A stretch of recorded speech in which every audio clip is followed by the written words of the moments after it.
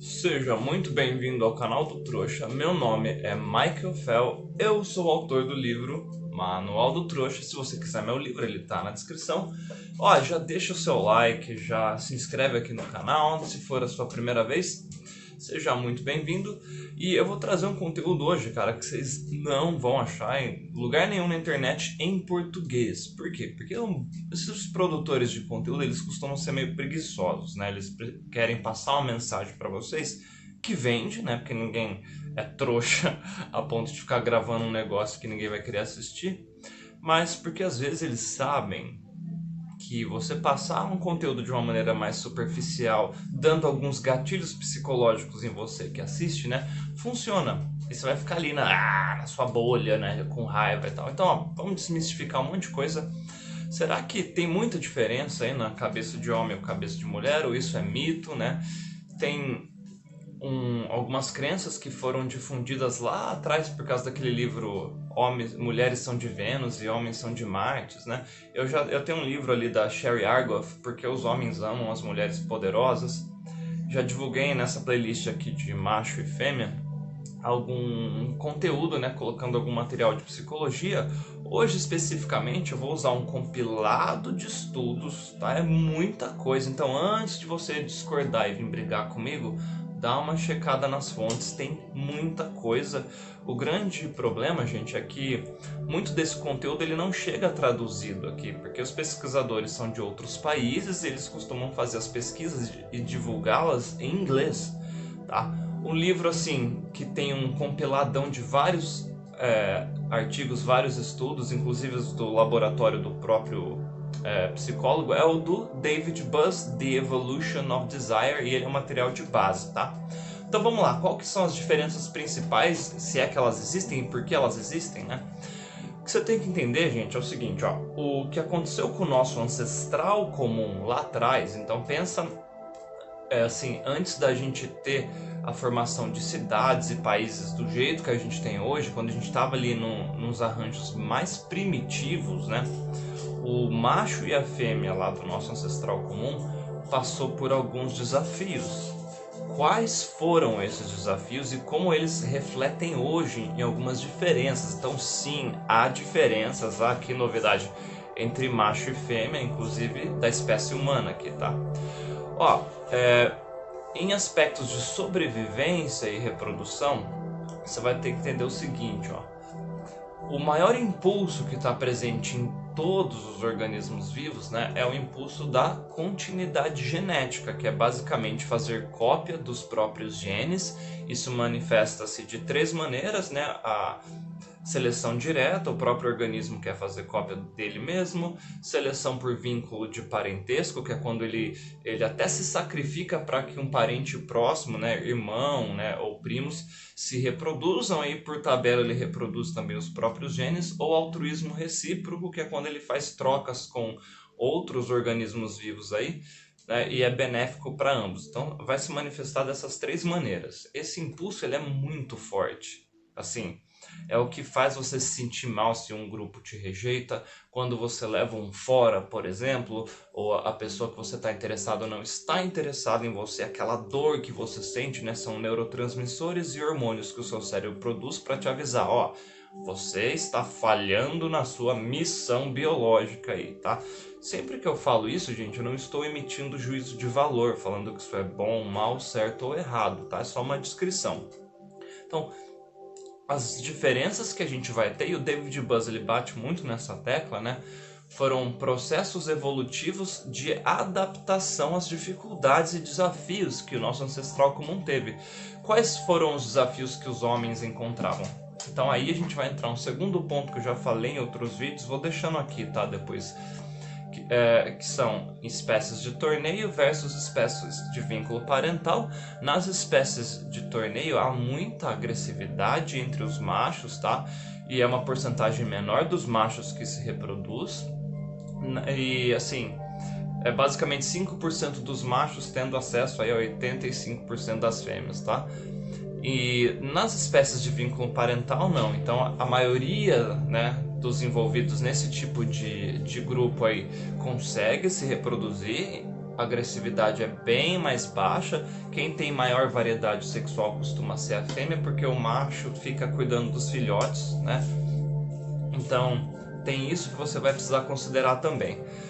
Dentro disso, gente, a gente vai ter aí algumas estratégias que a gente considera desonesta, vamos dizer assim, é uma maneira de burlar, né, as resistências que a gente pode encontrar para fazer cópia dos próprios genes. Quais seriam os maiores desafios de um macho, né, nesse sentido? Seria, primeiro, ele conseguir atrair uma fêmea.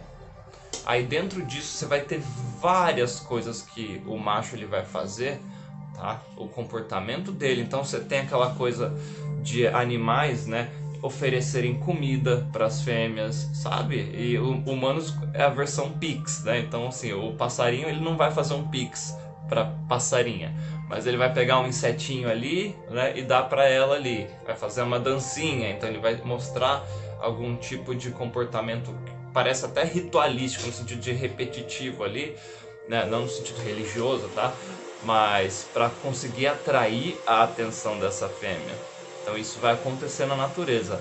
Você vai ter, né, um certo instinto de proteção do macho, né, de cuidar e proteger da fêmea, de intimidar outros talaricos ali, né? Em inglês eles usam o termo poacher, né?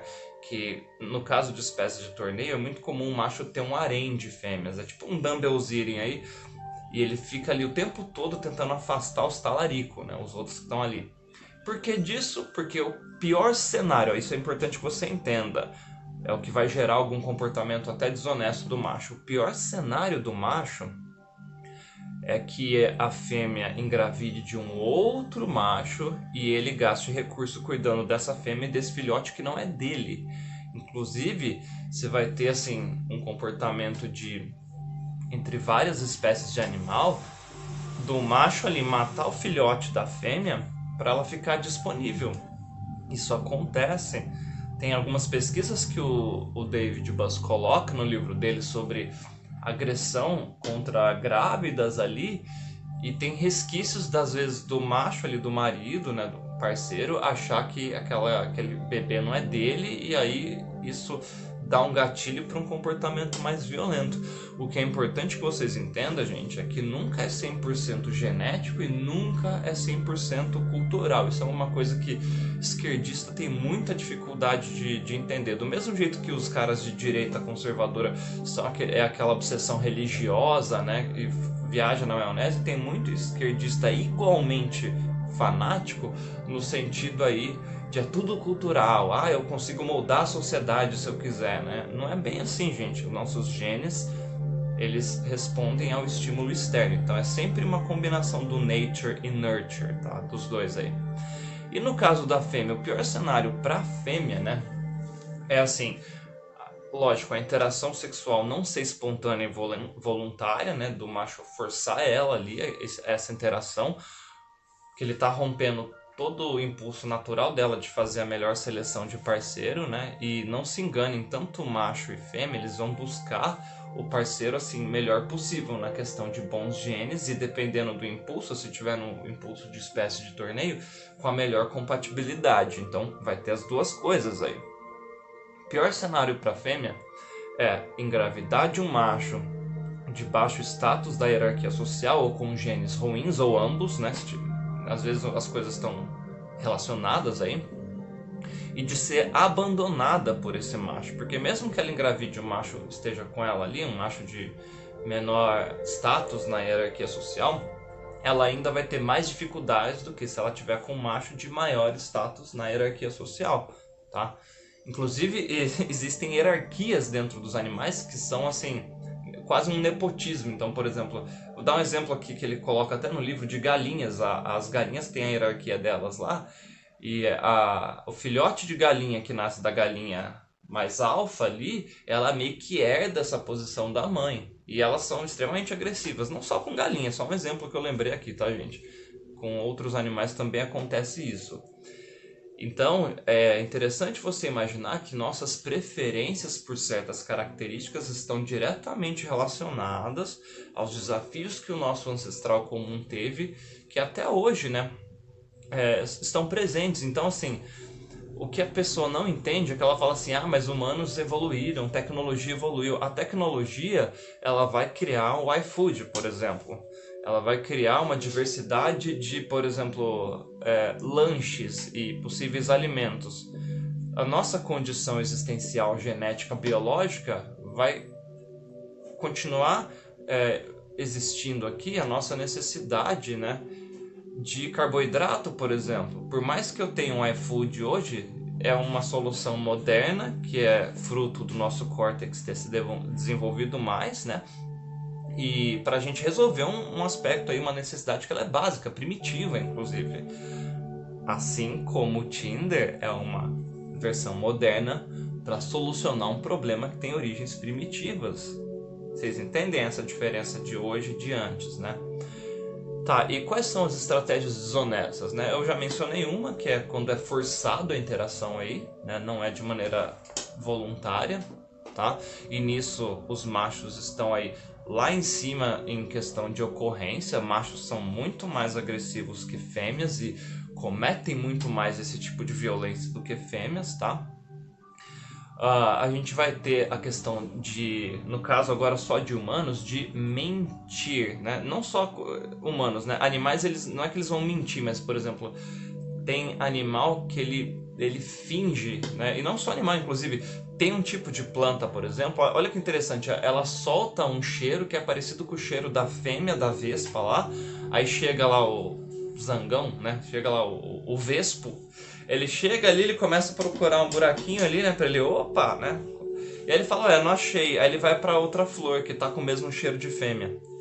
Então isso faz com que haja ele espalhe o pólen dessa flor aí. Então olha como até uma planta possui um mecanismo de enganar um macho ali para que haja a proliferação dos genes aí, gente. É muito interessante isso, né? Então, assim, quem mente mais, homem ou mulher? Então, ambos mentem em uma proporção muito próxima ali, só que eles mentem coisas diferentes. Então, por exemplo, as mentiras que o homem vai contar, normalmente para elevar o status dele, né? E a mulher vai mentir para evitar que diminua o status dela. Então, por exemplo, o homem é comum ele mentir a altura dele, costuma mentir, arredondar uns 3, 4 centímetros para cima. Então, por exemplo, um cara de 1,80 vai falar que tem 1,83, só um exemplo, né? Ou um cara de 1,60 vai falar que tem 1,63, 1,64, ele vai jogar para cima ali. Se ele tiver 1,62, 1,63, vai falar tem 1,65, 66, ele joga para cima, né? É comum também o homem mentir o status dele, né? Falar que ganha mais do que realmente ganha, que tem uma posição maior do que a que ele realmente tem num determinado contexto. Muito comum o cara mentir sobre as intenções dele em relação aos sentimentos dele. Então, o que mais deixa uma mulher irritada e desapontada, né? O pior cenário em termos de estratégia desonesta que irrita uma mulher é o cara mentir falando que ama ela só para conseguir a interação ali sexual, e depois que acabou ali ele fala, eu tava zoando, eu não te amo, tá? Eu só queria... Então quer dizer assim, que aquela história de que homens são mais racionais e mulheres mais emocionais é mentira? É mentira. Ambos são igualmente emocionais, só que são emoções distintas. As emoções do homem estão mais ligadas à agressividade, né? São outros tipos de emoções. E as emoções femininas estão mais ligadas, né, às vezes a interações sociais, por exemplo. Então, assim, no geral, existem exceções? Existem, mas no geral, homens são mais interessados em coisas e mulheres mais interessadas em pessoas, tá? Inclusive tem um estudo lá que quanto mais igualitário é o país, né, tentando deixar igual ali o número de profissionais de gêneros distintos dentro de uma profissão, mais é diferente a escolha dessas pessoas. Mais homens costumam ir para as áreas de engenharia, TI, por exemplo, né? E mulher indo para áreas, às vezes, de saúde, que tem um cuidado, ou áreas de humanas, entendeu? Vou ver se eu encontro esse estudo e deixo aqui para vocês. Foram feitos lá nos países escandinavos, tá?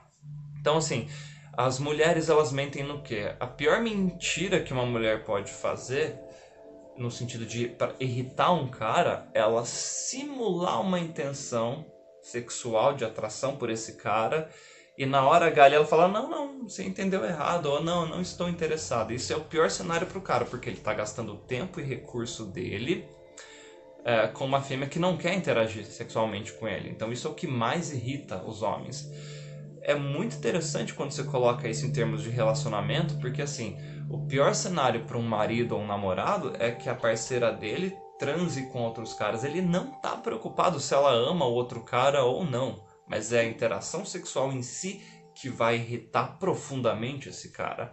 E no caso das mulheres, o que mais vai irritar elas, mais até que o cara transar com outra mulher, é ele se apaixonar por outra mulher, porque é um indicador que ele realmente vai abandonar ela, vai investir os recursos dele, a atenção dele para ela. Por isso que tantas mulheres conseguem até perdoar uma traição que o cara manda aquele não significou nada para mim. E os motivos que essas traições acontecem também costumam variar no sentido do o homem ele trai um pouco mais, tá? Mais ou menos de 40 a 50% dos homens casados ou namorando traem, as mulheres estão de 30 a 30 e poucos, aí estão quase ali, tá, gente? Então, assim, se você conhece dois casais, provavelmente em um deles ali já houve traição, tá? Aliás, é muito comum isso. O homem, ele costuma atrair porque ele pode, ali apareceu a oportunidade, ele, opa, não quero perder essa chance. As mulheres, elas costumam trair quando, assim, elas normalmente vão estar insatisfeitas com a relação ou encontraram um parceiro de maior status ou melhores genes, ou seja, um parceiro de VSM maior que o que elas estão. Inclusive, muitas mulheres possuem seria um cara ali de step, né, na retaguarda. Caso o parceiro dela ali comece a deixar ela insatisfeita, ela já tem outros, né? Em inglês o termo é backup mate, seria como um possível substituto.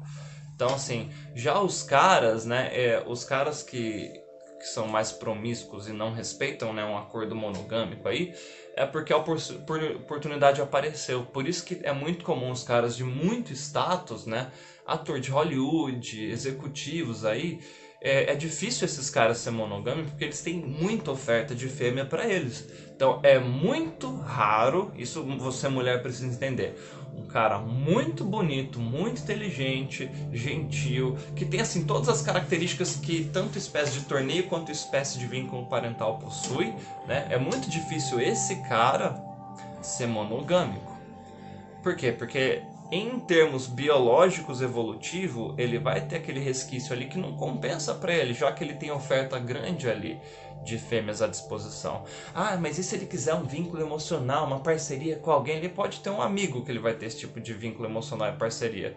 Ele não vai ter tesão pelo amigo, a não ser que o cara seja bi, né? Mas entendeu que essa necessidade dele vai estar sendo suprida? Enquanto a necessidade física sexual que vem do impulso de continuidade genética, né, ele tem oferta grande ali. Então não é que não existe cara com essas características que seja monogâmico. A questão é que eles são muito raros, tá? Então, além de ser raro o tipo de cara, é mais raro ainda esse cara ser monogâmico, tá? Existe, mas é raro. No caso das mulheres, né, vocês homens têm que tomar cuidado com aquela fantasia da princesa da Disney. Eu não sei o que é pior, você achar que, assim, a pessoa, ela não é uma mau caráter, uma interesseira, e ela ser? Ou ela não ser e você achar que ela é? Eu tô pensando qual que é pior, porque você vai perder uma oportunidade de ter uma parceira bacana na sua vida. O outro, você vai ser sugado, vai perder recurso, né? Você vai sofrer dos dois jeitos aí, tá? Eu precisaria pensar um pouco mais sobre isso. Então, sim, existem muitas mentiras de ambos os lados, muitas estratégias desonestas com gatilhos e motivos distintos, tá? Então não dá pra passar pano pra ninguém nessa história. Ninguém é o bonzinho ou só a vítima da história, tá, gente? Segundo ponto, né? Ciúmes, né? É muito comum a estratégia de ciúmes e ela surge aí como uma maneira de você tentar evitar, né, o pior cenário possível em ambos os aspectos. No caso das mulheres, evitar que o parceiro dela abandone ela para uma outra fêmea, tá?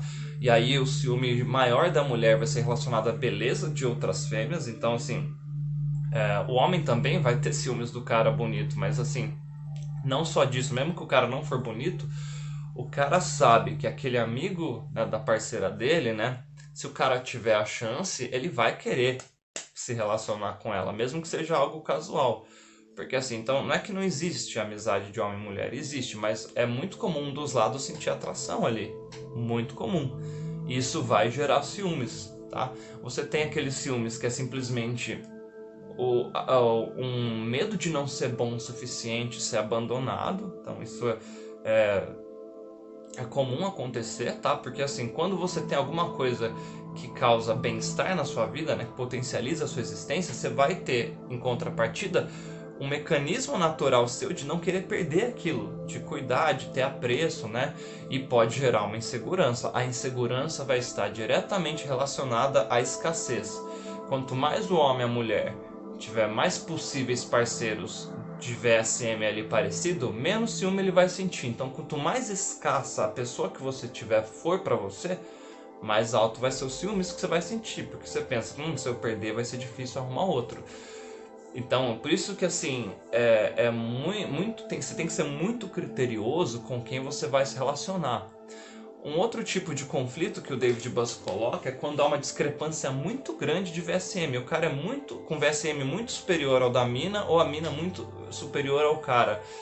Por quê? Porque assim, mesmo que seja possível que você consiga, então pensa num cara 6/10 consegue uma 10/10 ali. Essa mina, na primeira chance de arrumar um cara melhor, é muito provável que ela vai abandonar esse cara e ele vai sofrer. O oposto também. Uma mina que seja 6/10 com cara 8, 9/10 aí, ela vai ter uma chance muito alta de levar chifre, nem mesmo que o cara não abandone ela, porque talvez ela vai ser uma parceira extremamente dedicada a esse cara, né? Aquela pessoa que cuida, que faz comida, que tá ali assim. Esse cara ele provavelmente vai trair ela por causa do impulso dele de fazer ali uma interação casual com outras fêmeas, né? Eu tô evitando usar aquela palavra com S, X e termina com O lá, né? Pra evitar a desmonetização desse vídeo, tá, gente? Então, a moral da história aqui, se você quiser se aprofundar, você tem um vídeo no YouTube, né? Você coloca David Buss, né? Conflict in Human Mating, você vai achar. O livro dele é só sobre isso, né? Entre outras estratégias. Se esse vídeo aí bater pelo menos umas 500 para 1000 visualizações, eu gravo, né, uma continuação dele, porque tem muita coisa para falar, tá? Moral da história, gente. Ninguém é o bonzinho e o malvado nessa história. Ambos os gêneros aí desenvolveram estratégias de adaptação de acordo com os desafios que eles tiveram no passado. Então você tem que ser criterioso com você mesmo e com quem você coloca aí na sua vida, tá bom? Beijo do trouxa.